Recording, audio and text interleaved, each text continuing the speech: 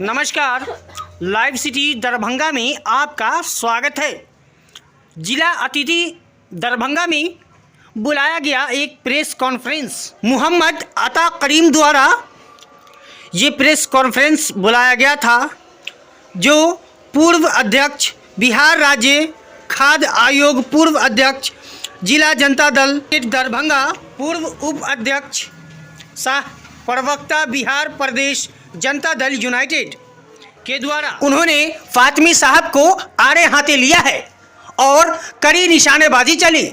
आइए जानते हैं इसके बारे में विस्तार से। आज मैंने प्रेस कॉन्फ्रेंस इसलिए बुलाया है कि गत दिनों जो है डिस्ट्रिक्ट बोर्ड का चेयरमैन और वाइस चेयरमैन का चुनाव हुआ, तो उसके बाद फातिमी साहब का ये प्रेस कॉन्फ्रेंस हुआ, जिसमें फातिमी साहब ने ये कहा कि कुछ लोगों ने गद्दारी किया। उसके बाद उसी प्रकरण में फातिमी साहब ने कहा कि मेरे बेटा को और मुझे हराने में कुछ लोग बराबर गद्दारी करते हैं। तो उसके बाद फिर आरजेडी वालों का हुआ। फातिमी साहब ने भी किसी गद्दार का नाम नहीं लिया, आरजेडी वालों ने भी फातिमी साहब का नाम नहीं लिया। तो मुझे लगा कि ये दोनों कायर हैं। अगर आरोप लगाना है तो किसने गद्दारी किया उसका नाम बोलो, या तो फिर कायरता छोड़ो। तो ये कायर लोग हैं, इसलिए मुझे बीच में आना पड़ा कि जो भी बात होगी साफ सुथरी होगी। मैं इस बात पर यह कहना चाहता हूं कि जिस प्रकार से ये कहावत है, चोरों को सारे नजर आते हैं चोर, गद्दारों को सारे नजर आते हैं गद्दार, धोखेबाजों को सारे नजर आते हैं धोखेबाज। फातिमी साहब का राजनीति शुरुआत ही गद्दारी से है और अंत भी गद्दारी पर है। अभी तक फातिमी साहब सबसे पहले अलीगढ़ विश्वविद्यालय में छात्र संघ का चुनाव लड़े।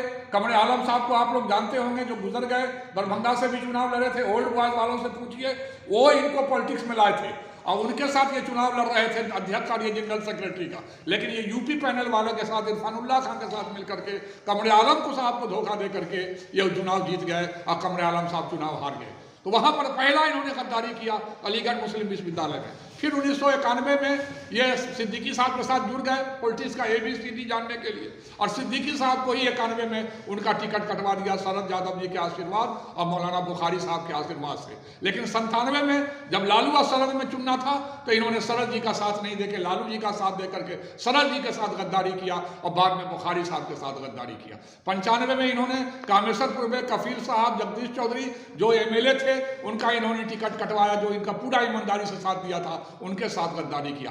95 में ललित यादव मनीगाछी से चुनाव लड़ रहे थे, उनको हराने के लिए इन्होंने कांग्रेस के मदन मोहन झा जी का साथ देने का काम किया, तब उन्होंने गद्दारी किया। वर्ष 2000 में ये हरिनंदन जी हायाघाट से चुनाव लड़ रहे थे, उनको हरवा करके हरिनंदन जी के साथ गद्दारी, और जिस पार्टी में ये थे आरजेडी, उनके साथ गद्दारी किया।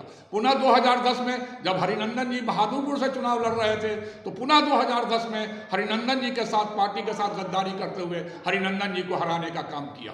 उसके बाद वर्ष 2000 में इन्होंने गुलाम सरवर साहब को विफल हराने का प्रयास किया। ललित जी को और स्वर्गीय पीतम्बर पासवान जी को हमेशा हराने के लिए इन्होंने विफल काम किया। उसके बाद घुट्टी में ये है गद्दारी है। आपका राजनीतिक कैरियर ही गद्दारी का आधारशिला पर खड़ा है। आप कौन सी बात कर रहे हो कि दूसरा गद्दार है और ये है, और गद्दारों का नाम लो। मैं तो आपका नाम ले रहा हूं, घटनाओं के साथ ले रहा हूं, आप हरिनंदन जी से पूछ लो। अब आइए आगे। अभी जो 2020 में चुनाव हुआ, उसमें ये NDA से लड़ रहे थे, लेकिन ये UPA के उम्मीदवार क्योंकि सिद्दीकी साहब, वहां कांग्रेस के उस्मानी साहब और जाले में फैयाज साहब का साथ दे रहे थे। क्यों दे रहे थे? कि उनके साथ देने पर मुस्लिम वोट हमको ग्रामीण में वोट मिल जाएगा। ध्रुवीकरण कर रहे थे। तो आप ध्रुवीकरण करोगे तो काउंटर ध्रुवीकरण भी होगा। अपने भी हारे, वो तीनों लोग हार गए। और तब आप ये कर रहे हैं, आपको सिद्दीकी साहब से इतनी हमदर्दी क्यों दिखाई दे रही है?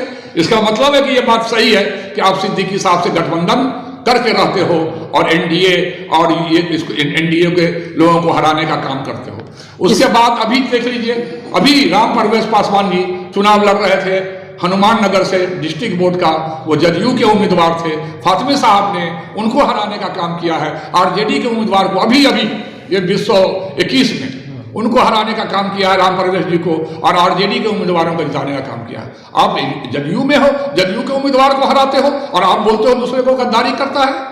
अरे फूल आहिस्ता फेंको, फूल बड़े नाजुक होते हैं।